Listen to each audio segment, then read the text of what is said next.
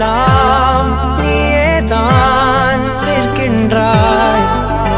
விழியின் மேல் நான் கோபம் கொண்டே இமை மூடிடு என்றேன்.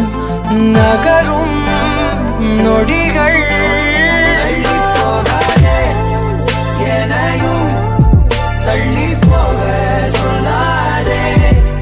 நீ ஊவர் இதழும் மலையனும் முள்தானே.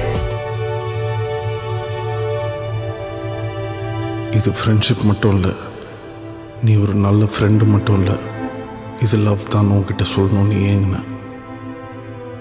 போகாத, தள்ளி போகாத, என் கூடயே இருன்னு உன்கிட்ட சொல்லணும்னு ஏங்கின.